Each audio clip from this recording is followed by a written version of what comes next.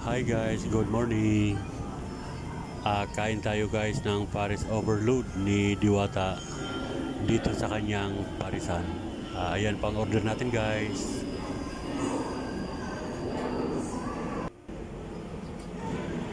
At kung mapapansin ninyo mga kaisarugman, ilan-ilan lang po kami kumakain dito kay Diwata Paris Overload. At maraming mga bakanting mga table na walang mga kumakain guys. Halos nakapagtataka talaga guys. Halos paunti ng paunti ang kumakain kay Diwata. May time na may dumarating, may time na wala po talaga na pumupunta. At kung makikita naman po ninyo mga kaisarog, ay ito po yung mga kumakain kay Diwata. At araw ng Saturday,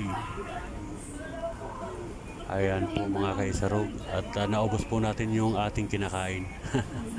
Sinimot natin at sayang. At balik po tayo guys sa topic natin. Maraming mga bakanting table na walang kumakain. Halos bilang na bilang lang kami guys na kumakain dito sa kanyang parisan. At napaka matamlay guys. Matamlay na ang parisan ni Diwata. Hindi tulad nung dati, nung last year, na pagpupunta natin ay maraming tao. Halos siksikan sa haba ng pila. At ngayon naman mga kaisarog at mapapanood po ninyo, halos wala gaanong mga nakapila, walang kumakain. At kakaunti na lang po guys ang kanyang mga empleyado dito sa kanyang parisan. Nagbawas po si Diwata ng mga empleyado dahil siguro sa kakulangan na mga kumakain. Kaya tingnan nyo mga kaisarog, halos ilan-ilan na lang po yung mga kumakain dito sa kanya. Tingnan nyo po mga guys. At makikita naman po ninyo sa video mga kaisarungan yung mga taong nagdadatingan na pailan-ilan lang po talaga. Kaya may kasabihan po talaga mga kaisarugman, yung kasikatan nga pala ng isang tao ay nalipas din. Tulad ngayon ay makikita ninyo na pailan-ilan na lang yung kumakain kay Diwata. At kakaunti na rin yung kanyang mga empleyado. Oo. At tayo ay nagbablog ay yung totoo lang natin guys nakikita. Kaya kung makikita nyo sa video, ay yan po yung mga kumakain kay Diwata sa araw na ito. Wala na yung mga tao na nadarayo or dumadayo kay Diwata para kumain.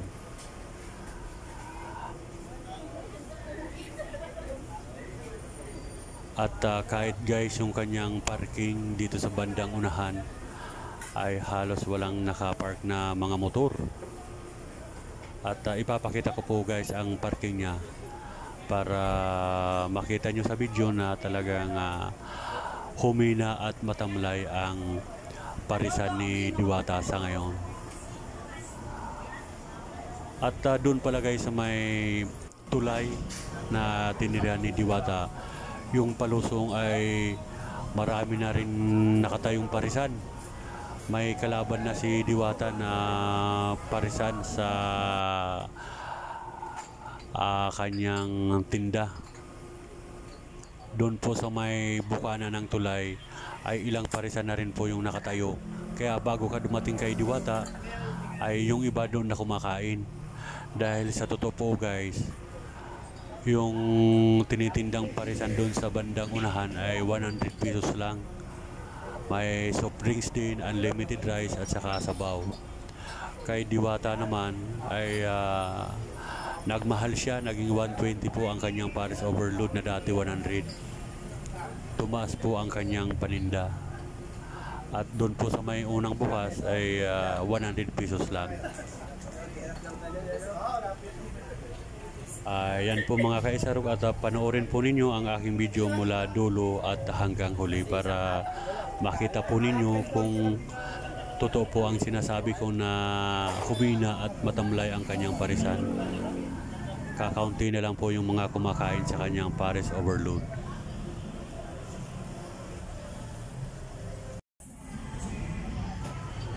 At ito po mga kaisarugman ang kanyang parking. Tingnan nyo naman oh. Halos walang nakaparking ni isa man na motor or four wheel. Ayan po mga kaisarog. Dati-dati pag pumupunta tayo rito ay halos hindi makasingit yung motor natin sa kapal ng mga nakapark na motor ng mga kutsi. Pero ngayon guys, wala kang makita na may nakapark na motor dito sa kanyang parking area. Kaya nakakapanibago mga kaisarugman. Dati-dati nung pumupunta tayo rito ay napakarami na makakasalubong tayo. At ito may dumating na isa oh. Isang school bus service na pumunta rito. Shuttle service, oo.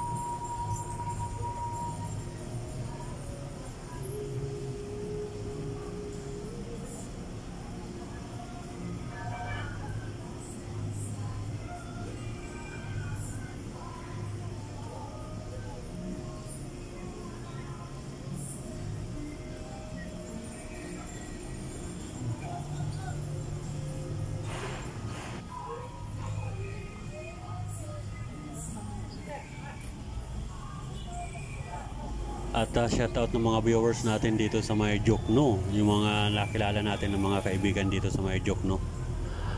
At sa mga kaibigan natin na mga OFW na patuloy na sumusuporta sa ating YouTube channel, ay taos puso tayo nagpapasalamat sa inyong mga kaisarog.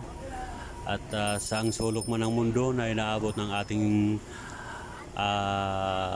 video ay magandang hapon, magandang tanghali, magandang gabi po sa inyong lahat. At sa mga hindi pa po nakapag-subscribe sa aking YouTube channel, ay favor naman paki-click ang notification bell para lagi kayong updated sa aking mga ina-upload na video. At sa kaibigan natin na mga sa YouTube, oo, marami tayong mga kaibigan na sumusuporta sa ating YouTube channel. Ay sa lahat-lahat, kumusta kayo mga sir, mga madam? Sana ay nasa maayos kayong kalagayan. Hanggang dito na lang guys ang ating vlog, at thank you so much for watching. Bye bye, mabuhay tayong lahat. Thank you so much, God bless.